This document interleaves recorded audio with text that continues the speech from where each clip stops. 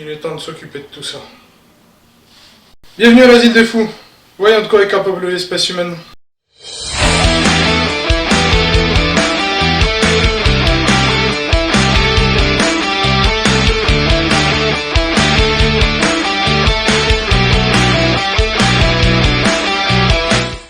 Des enfants heureux qui s'entretuent, un concours passionnant d'enterrement. Visiblement, la définition de l'amusement semble provoquer bien des malentendus. Voyons ça de suite.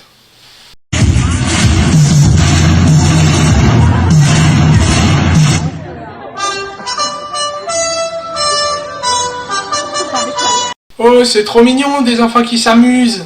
Ah, ça c'est mon fils. Il fait exactement comme papa.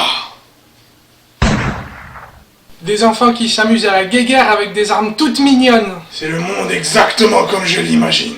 Et tu n'as même pas besoin de te l'imaginer. Il s'agit d'un spectacle organisé à l'occasion de la Journée de l'Enfance, qui se tient tous les 1er juin en Chine et le 4 avril à Hong Kong.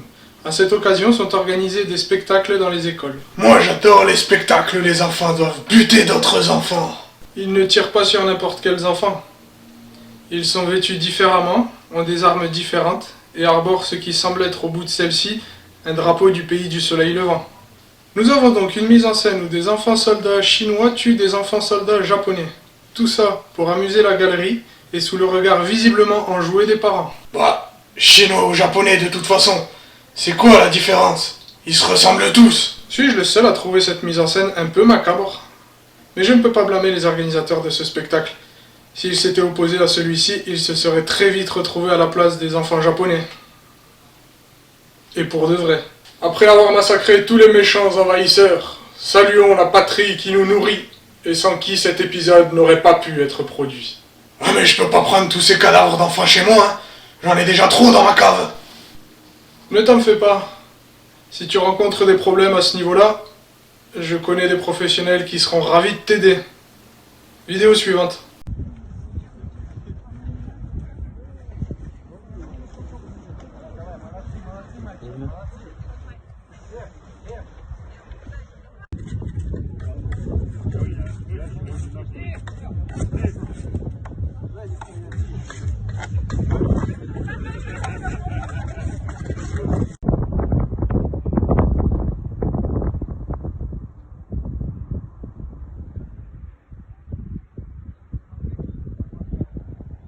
Il s'agit d'un concours national de sépulture organisé en Hongrie.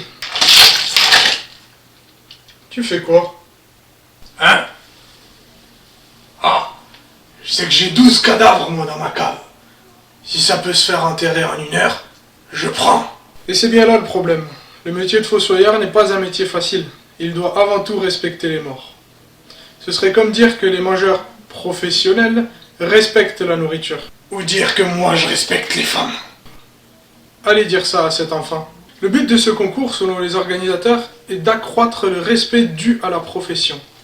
Mais comment ne pas respecter quelqu'un qui se lève aux aurores pour faire ce que nous n'avons pas la force de faire, à savoir enterrer un être cher? Vouloir accélérer le processus d'inhumation, par voie de fait l'industrialiser, c'est avant tout minimiser le respect accordé aux morts et à sa famille, ce qui contrevient au travail du fossoyeur. Moi je deviendrais bien fossoyeur.